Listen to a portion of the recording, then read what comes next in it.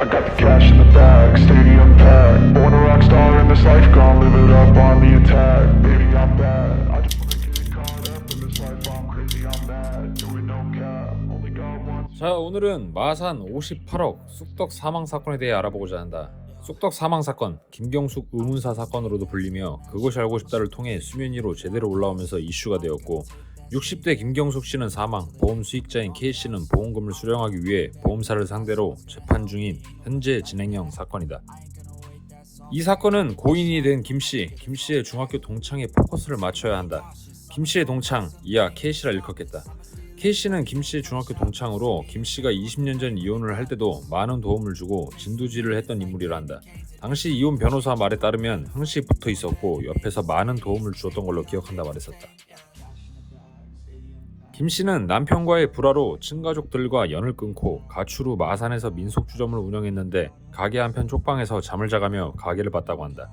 이 민속주점의 건물주는 김 씨 친구 K 씨의 어머니의 건물이라는 소리가 있으며 사실상 김 씨는 종업원과 마찬가지였다고. K 씨에게는 중학교 동창, 친구임에도 불구 사장님이라 불렀다고 한다. 김 씨는 무슨 이유에서인지 자식과 모친, 형제들이 살아있음에도 불구 K 씨의 일가로 성인 입양이 된다. 입양 관련 당시 K 씨와 김 씨가 입양 동의서를 작성하려 본가에 방문한 적이 있는데 김 씨의 어머니는 시력을 상실한 상태로 앞을 보기도 힘들어 본인 이름 3글자 쓰기도 어려우신 분이었다. 친오빠가 어머니 점심을 차려 방 안으로 들어가는데 왜인지 문 뒤에 숨어있던 K 씨를 확인. K 씨는 놀라 허겁지겁 뛰쳐나갔었는데 인터뷰 당시 친오빠의 말에 따르면 뭔가 이상했었는데 퍼즐이 맞춰진다고. 그날 이후 어머니의 신분증이 사라지고 동생이 입양 동의서를 작성했겠네 생각이 든다 하였다. 2012년도부터 2016년까지 4년간 생명 손해보험을 가입한 이력이 확인되는데 총 14개 보험사에 22개 상품을 가입했으며 월납 보험료 142만원, 사망보험금 총 58억 6천만원이었다. 당시 김씨의 수입은 100만원은 언저리였는데 김씨 수입만으로는 보험료 납입이 어렵자 K씨는 대출을 받아가며 보험을 유지했다고 한다. 아이러니하게도 가게 매출도 좋지 않고 주변 상인들에게 외상을 해가는 상황에도 보험은 어떻게든 유지가 되었다고 한다. 보험 가입 후 몇 년 뒤 보험 수익자가 전부 K씨로 변경되기 시작한다. 김씨는 가게에서 쪽잠을 자며 가게를 운영했는데 2017년 9월 7일경 쓰레기를 버리는 마지막 모습이 CCTV에 포착된 뒤 연락이 두절된다. 며칠 동안 연락이 안 되어 K씨 여동생 남편이 발견, 이후 경찰에 신고한다. 발견 당시 C씨는 부패가 심한 상태였다. 사망 1씨는 2017년 9월 11일 19시경으로 추정, 사인은 미상으로 나왔다. 이에 부검을 진행. 당시 부검인은 쑥떡을 먹다 목에 걸렸다기보단 사망하는 과정에서 위의 내용물이 기도로 역류했을 가능성을 배제하지 못한다 말하였다.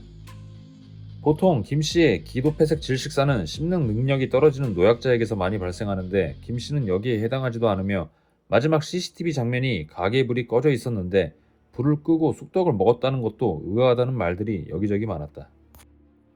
당시 단순 변사 사건은 2-3개월이면 종결이 되었는데 경찰들도 거액의 보험금이 얽혀있어 의구심을 가지고 4년 동안 조사, 김씨가 사망하기 전 K씨가 독이 든 음식을 검색하는 등 수상한 정황들을 여러 포착하였으나 뚜렷한 증거가 없어 결국 증거 불충분으로 내사 종결 처리하였다.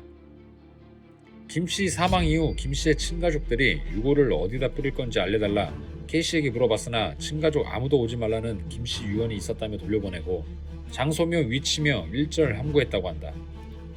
김씨 사망 후 친가족들은 김씨 앞으로 많은 보험금이 있다는 걸 확인. 수익자를 김씨 딸이나 친가족으로 해놔야지 왜 수익자가 너로 되어 있는 거냐고 물어보니 K씨는 생전 김씨 본인의 의사였고 유야무야 흐지부지 넘어갔다고 한다. 이후 그할 방송 제작진들이 취재를 나갔는데 K씨의 제보는 과민 반응과 폭력적인 모습을 보였다. 담당 PD를 핸드폰으로 밀치는 등 얼토당토 않는 창 터지는 소리를 해낸다. 보험 설계사 경력이 있는 K씨의 제보도 말이 안 되는 설계인 걸 알았을 텐데도 불구 제작진들의 질문에 죽은 사람한테 물어보라는 둥 본인이 곤란한 질문을 받기 시작하자 욕설을 하며 빤스런을 치고 만다. 이후 김씨의 억울한 죽음을 밝혀내기 위해 필적 조회도 해보았으나 대조 자료가 부족, 감정원 전문가들의 의견도 반반 갈리면서 딱히 뚜렷한 증거 효력을 보지 못한다. 이 와중에도 K씨 일가는 보험금을 꼭 받아 처먹어야겠는지 보험사에 보험금 청구를 한다.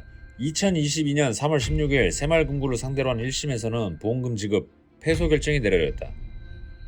당시 재판부의 판결 근거는 중학 동창을 보험 수익자로 지정한 것은 매우 이례적. 보험료를 납입하려 대출까지 받고 짧은 시간 동안 22개의 보험을 들고 중복된 보험 가입을 하는 등 석연치 않은 점 등의 10개 정도의 이유를 열거하면서 보험금 부정 취득 목적이 있다 판단하면서 보험사의 손을 들어줬다. 이에 불복한 KC 일가들은 항소 중이며 타 보험사들을 상대로 한 재판들도 줄줄이 현재 진행형이라고 한다. 철저히 무소유의 마음을 지녀라. 이 세상에 내 것은 하나도 없다. 나는 어느 것에도 집착하지 않으며 무소유의 삶을 살 것이다. 김씨의 일기장 내용 중 한 구절이다. 돈 앞에 천륜을 끊어버리고 어떠한 가스라이팅으로 한 사람의 인생을 고독의 끝으로 몰아버렸는지 빼도 박도 못하는 증거가 나와 명확하게 정의구현을 실행하여 이 사건에 마침표를 달 수 있는 날이 왔으면 한다.